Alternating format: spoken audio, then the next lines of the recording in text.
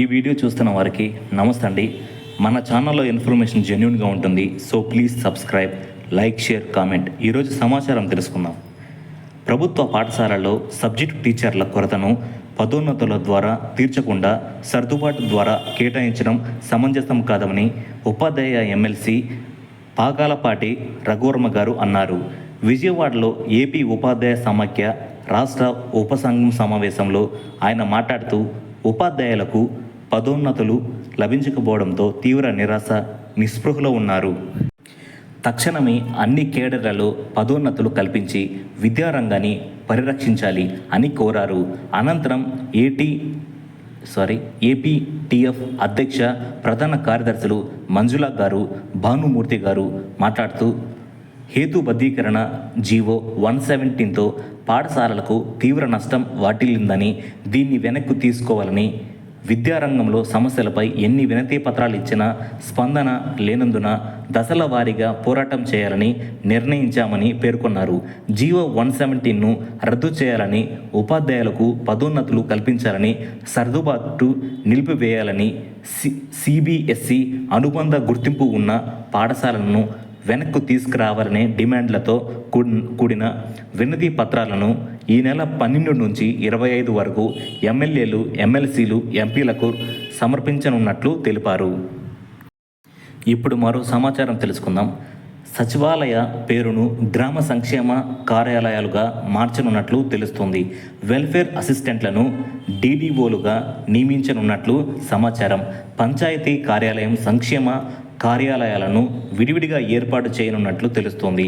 ప్రతి సంక్షేమ కార్యాలయంలో 5 సిబ్బందిని నియమించనున్నట్లు సమాచారం. లబ్ధిదారుల గుర్తింపు, జాబితా తయారీ ప్రక్రియ బాధ్యతలను వీటికి అప్పగించనున్నట్లు తెలుస్తోంది. ఈ రోజుల్లో మోసగాళ్ళు రోజుకి కొత్త మార్గాలను అన్వేషిస్తూ కొత్త మార్గాల ద్వారా ప్రజల్ని, ప్రభుత్వ ఉద్యోగులు, పెన్షనర్లని మోసం చేస్తున్నారు. జాగ్రత్తగా ఉండండి. ఇప్పుడు దీనికి సంబంధించిన సమాచారం తెలుసుకుందాం. యువకులు, నిరుద్యోగులు, గ్రామీణ పట్టణ శివారులోని ప్రజలు ఆర్థికంగా చిక్కుల్లో ఉన్నవారే వారికి టార్గెట్. తాము చెప్పిన బ్యాంకుల్లో ఖాతా తెరిస్తే 10,000 రూపాయలు ఆ ఖాతాలో వేస్తామని చెబుతారు. లేదా మీకు ఉద్యోగం ఇప్పిస్తాం, ఇంటి నుంచి పనే, జీతం వేసేందుకు ఫలానా బ్యాంకుల్లో ఖాతా తెరవండి అంటారు. ఖాతా ప్రారంభించగానే అందులో కొంత సొమ్ము వేసి వాడుకో అని చెప్తారు. ఆ తర్వాత కూడా దడప కొంత సొమ్ము పంపిస్తూ ఉంటారు. కానీ ఆ బ్యాంకు ఖాతా ఇంటర్నెట్ లావాదేవీలకు వాడే యూజర్ ఐడి, పాస్వర్డ్తో పాటు డెబిట్ కార్డ్, ఫోన్ నెంబర్ అంతా ఆ ఖాతా తెరిపించిన వారి చేతిలోనే ఉంటుంది. అందులో భారీ స్థాయిలో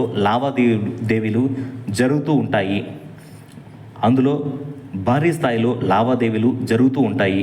కొంతకాలం అయ్యాక అకస్మాత్తుగా లావాదేవీలు ఆగిపోతాయి. ఇటువంటి ఖాతాలని మనీ మూల్ ఖాతాలు, ఎంఎంఏ అంటారు. ఈ తరహా ఖాతాలు ఇటీవల అనూహ్యంగా పెరుగుతూ బ్యాంకులకు చిక్కులు తెచ్చిపెడుతున్నాయి. కొంత సొమ్ము తమ ఖర్చులకు వస్తుంది కదా అనే ఆశతో ఎంతోమంది ఇటీవల మనీ మూల్ ఖాతా ముఠాల చేతికి చిక్కుతున్నారు. బ్యాంకు ఖాతా తెరిచేందుకు ఆధార్ నెంబర్, పాన్ వివరాలు ఇచ్చి ఖాతా తెరిస్తే చాలు. ఆ తర్వాత ఆ ఖాతా నిర్వహణ అంతా నేరగాళ్ల చేతిలోనే ఉంటుంది. నల్లధనాన్ని డిపాజిట్ చేయడానికి, ఇతరులను మోసం చేసి సొమ్ము బదిలీ చేయించుకోవడానికి, ఆన్లైన్ జూదం కార్యకలాపాలకు, సైబర్ మోసాలకు ఇలాంటి బ్యాంకు ఖాతాలను వాడుతున్నారు. ఈ ఖాతాలోని 1,000 రూపాయలు, 1,00,000 రూపాయలు సొమ్ము వచ్చి వెళ్ళిపోతూ ఉంటుంది. ఎవరు సొమ్ము వేస్తున్నారో, ఎవరు తీస్తున్నారో అనేది అసలు ఖాతాదారుడుకు తెలియదు. కొంతకాలానికి ఖాతాలో లావాదేవీలు నిలిచిపోతాయి. అందులో సొమ్ము 1 రూపాయి లేకుండా వేరే ఖాతాలకు బదిలీ అయిపోతుంది. ఖాతాదారుడి చిరునామా పట్టుకొని పోలీసులు వస్తారు. ఒక ఆర్థిక సంవత్సరంలో 10 లక్షల కంటే ఎక్కువ నగదు డిపాజిట్ చేశారు, ఈ సొమ్ము మీకెక్కడది అని ఆదాయ పన్ను విభాగం నోటీసు ఇస్తుంది. అప్పుడు నాకేం తెలియదు ముర్రో అని ఖాతాదారు మొత్తుకున్నా లాభం లేదు. కొద్ది సొమ్మును ఆశపడి ఖాతా తెరిచినందుకు పోలీస్ స్టేషన్లు, కోర్టుల చుట్టూ తిరగాల్సి వస్తోంది. మనీమూల్ ఖాతాలు బ్యాంకులకు పెద్ద సవాలుగా మారాయి. ఇటువంటి ఖాతాలను గుర్తించడం వారికి తలకు మించిన తలకమించిన భారంగా మారింది. మాకేం తెలీదు, మమ్మల్ని మోసం చేశారు అని బ్యాంకులకు ఆశ్రయిస్తున్న వారికి ఏం సమాధానం చెప్పాలో తెలియని పరిస్థితి ఎదురవుతోంది. ఫలానా ఖాతాకు మోసపూరితంగా నగదు బదిలీ అయ్యింది, బాధితుడు నుంచి ఫిర్యాదు అందింది, ఆ ఖాతా ఎవరిదో వివరాలు కావాలి అని పోలీసు అధికారులు బ్యాంకులను సంప్రదిస్తున్నారు. ఇలాంటి మనీ మూల్ అకౌంట్స్ ఎంఎంఏ సమస్యకు పరిష్కారాన్ని కనుగొనడంపై Reserve Bank of India RBI దృష్టి సారించింది. బెంగళూరులోని RBI innovation hub, Canara Bank కలిసి కృత్రిమ మీద మెషిన్ లెర్నింగ్ ఆధారిత టూల్ను అభివృద్ధి చేశాయి. ఎంఎంఏ ఖాతాలను పసిగట్టడం, అటువంటి ఖాతాలకు మొదట్లోనే అడ్డుకట్ట వేయడం ఈ టూల్ ప్రధాన ఉద్దేశం. కేవైసీ వివరాలతో పాటు సంబంధిత ఖాతాలో జరిగే లావాదేవీల ఆధారంగా ఏది సరైన ఖాతానో ఏది మోసపూరిత ఖాతానో అనే విషయాన్ని ఈ టూల్ కనిపెడుతుంది. ఈ టూల్పై ఇప్పటికే ప్రయోగాత్మక ప్రాజెక్టు చేపట్టారు. కెనరా బ్యాంకులో ప్రయోగాత్మకంగా దీన్ని ఉపయోగిస్తున్నారు. ఎంతో ఆసక్తికర ఫలితాలు వస్తున్నాయి నట్లు కెనరా బ్యాంక్ అధికార వర్గాలు వివరించాయి. మనీమూల్ ఖాతాలను 90% ఖచ్చితత్వంతో ఈ టూల్ గుర్తిస్తోంది అని బ్యాంకు ఉన్నతాధికారుల వర్గాలు వెల్లడిస్తున్నాయి. సైబర్ నేరాల నియంత్రణకు రాష్ట్ర స్థాయిలో సమన్వయ బృందం ఏర్పాటుకు చర్యలు తీసుకుంటున్నామని హోంమంత్రి వంగలపూడి అనిత గారు పేర్కొన్నారు. విజయవాడలో 200 మంది పోలీసు సిబ్బందితో సైబర్ కమాండోలు, 2000 మంది విద్యార్థులు ఆన్లైన్ నేరాలపై అవగాహన ఉన్న వారితో సైబర్ సోల్జర్స్ బృందాన్ని ఏర్పాటు చేశారు. వీరి ఆధ్వర్యంలో ప్రజలకు సైబర్ మోసాలపై అవగాహన కల్పించే కార్యక్రమాన్ని శ్రీకారం చుట్టారు.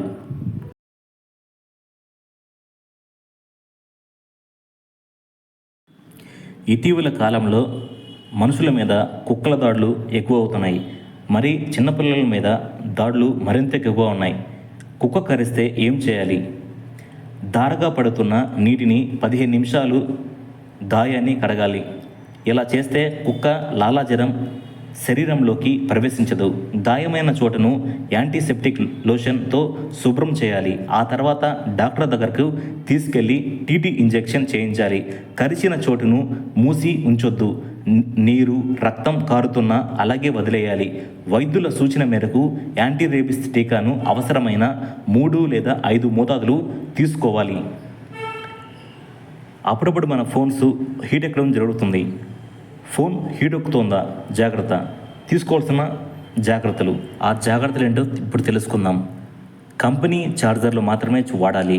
బ్లూటూత్, లొకేషన్ సర్వీస్ వంటి వాటిని ఆఫ్ చేసి పెట్టుకోండి. అవసరమైనప్పుడే యూజ్ చేయండి. అవసరం లేనప్పుడు ఆఫ్ చేయడం మంచిది. అనవసరమైన యాప్స్ని డిలీట్ చేయండి. పవర్ సేవ్ మోడ్ని ఆన్ చేసి పెట్టుకోండి. మొబైల్ కవర్ కార్డ్ను ఉపయోగించకపోవడమే మంచిది. ఎండలో బయటికి వెళ్ళినప్పుడు ఫోన్కి ఎండ తగలకుండా చూసుకోండి. ఎండ ఫోన్కి డైరెక్ట్గా టచ్ అవ్వకూడదు. ఒక కొటేషన్ చదివాను, అది చాలా బాగా నచ్చింది. ఒకసారి మీకు కూడా వినిపిస్తాను. ఏ ఇంట్లో అయితే తల్లి పిల్లల చదువు, విజ్ఞానం గురించి ఆలోచిస్తుందో, ఏ ఇంట్లో అయితే తండ్రి పిల్లలతో స్నేహపూర్వకంగా మెలుగుతూ వారు అనుకున్న లక్ష్యాలు ఎలా చేరుకోవాలో తెలుపుతాడో, ఏ టీచర్ అయితే పుస్తకాలలో ఉన్న పాఠాలు మాత్రమే కాకుండా సమాజంలో ఎలా గెలవాలో నేర్పిస్తాడో, అక్కడ నుంచి ఓ మంచి తరం మొదలవుతుంది. మన ఛానల్ని సబ్స్క్రైబ్ చేయండి, లైక్ చేయండి, షేర్ చేయండి, కామెంట్ చేయండి. Thank you.